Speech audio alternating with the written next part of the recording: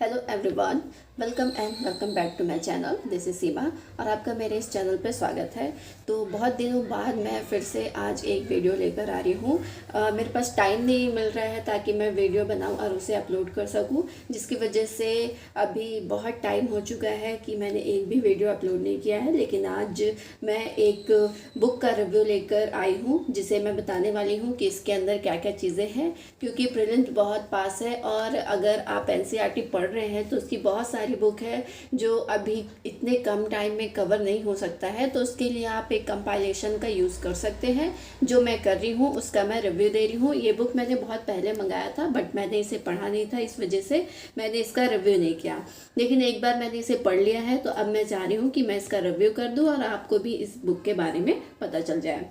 तो ये है एनसीईआरटी का सार संग्रह, जो कि महेश कुमार बर्णवाल का है और ये आईपीएस है जो कि इस बुक को लिखे हैं। तो अगर आईपीएस है तो इनको बहुत अच्छे से पता होगा कि एनसीईआरटी की कौन सी चीज़ें यूपीएससी के लिए इम्पॉर्टेंट है। तो चलिए आज स्टार्ट करते हैं इसका रिव्यू और देखते हैं कि इस बुक में कौन कौन से सेक्शन हैं और कौन कौन से सब्जेक्ट को कवर किया गया है। तो सबसे पहले ये बुक जो है, इसका इंडेक्स देखते हैं। यहाँ पे हमारा जो सबसे पहले भारतीय राज्य व्यवस्था है जो कि पॉलिटी है, उसका सारा टॉपिक यहाँ पे दिया है। उसके बाद आप यहाँ पे देख सकते हैं भूगोल है, जिसमें भारत का भूगोल आएगा, उसके बाद विश्व का भूगोल और फिर हमारा एनवायरनमेंट सब्जेक्ट आएगा। और यहाँ पे हमारा साइंस एंड टेक का, जैसे यहाँ पे साइंस है, इसमें भौतिक विज्ञान, रसायन विज्ञान, जीव विज्ञान। मैं आपको इंडेक्स दिखा दे रही हूँ ताकि आप बहुत अच्छे से इसे देख लें और फिर इसको लेना है कि नहीं, ये डिसीजन आपका रहेगा। यहाँ पे साइंस एंड टेक का है, जो कि थोड़ा सा ही टॉपिक है, जो बहुत बेसिक चीज़ें हैं एनसीईआरटी की, इसमें वो चीज़ें कवर है।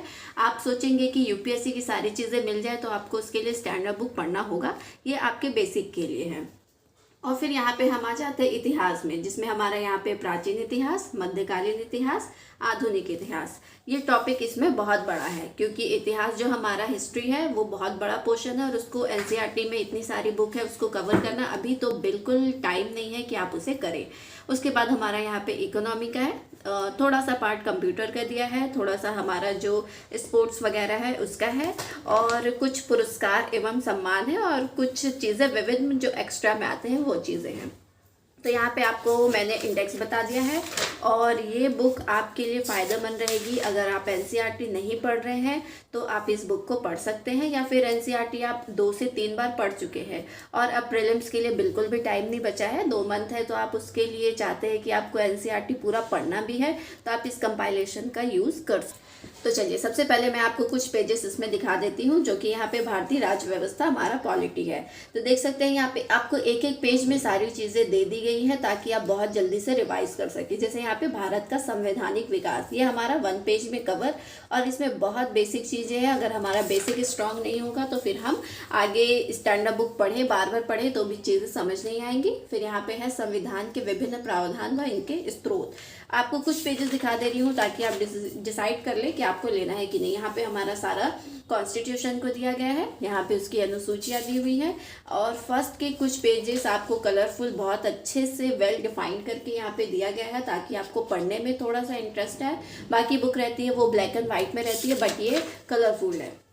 इसमें कुछ पेजेस कलरफुल है, उसके बाद फिर वो रेड एंड ब्लैक में हाँ दिया हुआ है। तो यहाँ पे आप देख सकते हैं, इस बुक को अच्छे से देख लीजिए, फिर डिसाइड कीजिएगा कि आपको इसके साथ जाना है कि नहीं, क्योंकि इसमें पेजेस बहुत सारे हैं और अभी बहुत कम टाइम बचा है। लगभग इसमें 400 पेजेस है और इसमें प्रीलिम्स के आपके सारे टॉपिक कवर है। प्रीलिम्स के हमारे जितने भी सब्जेक्ट होते हैं 7-8, वो मैंने आपको बता दिया है, वो सारे इसमें कवर है। जैसे इसमें देख सकते हैं पॉलिटी, यहाँ पे हमारा जियोग्राफी, एनवायरनमेंट सारे कवर है, जिसका बेसिक होना, नॉलेज होना बहुत ज़्यादा ज़रूरी है।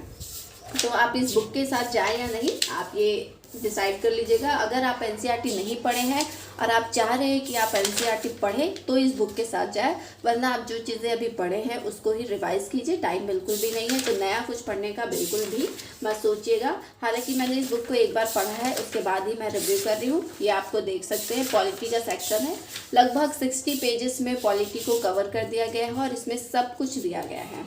और ये बुक अभी का है, जैसे 23 का ही ये हमारा जो संस्करण है 23 का है, और अभी शायद नया सीरीज़ आ गया होगा तो आपको लेना होगा, तो आप उसका जो अपडेट होगा उसको लीजिएगा।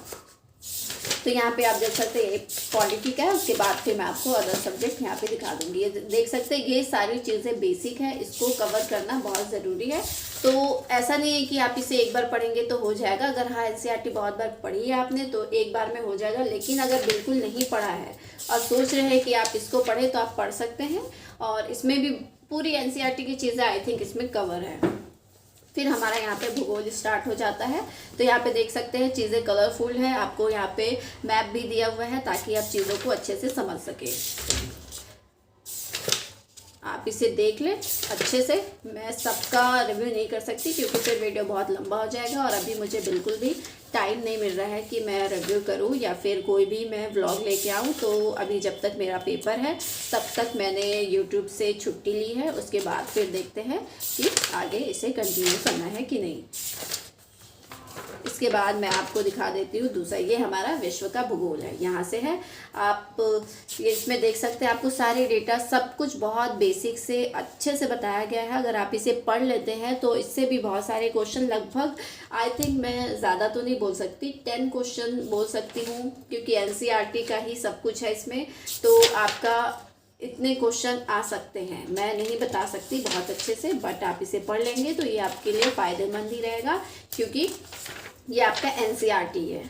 अगर वो ऐसे एस्पिरेंट जो एनसीईआरटी बिल्कुल नहीं पढ़ते हैं या उनको पढ़ना अच्छा नहीं लगता है तो ये उनके लिए बेस्ट है, आप इसे पढ़ सकते हैं क्योंकि इसमें आपको सब कुछ दिया हुआ है एनसीईआरटी का, सारे सब्जेक्ट्स हैं। उसके बाद भी आपको अगर पढ़ना है एनसीईआरटी तो फिर आप ये इस बार का तो नहीं सोच सकते, 25 के लिए आप एनसीईआरटी पढ़ें क्योंकि टाइम बहुत कम है। यहाँ पे हमारा पर्यावरण स्टार्ट हो जाता है, ये हमारे सेक्शन जो है ये पर्यावरण का है। एनसीईआरटी पढ़ने के लिए आपको टाइम चाहिए, लगभग 6 महीने का टाइम चाहिए, जितनी बुक है हमारे पास उस हिसाब से।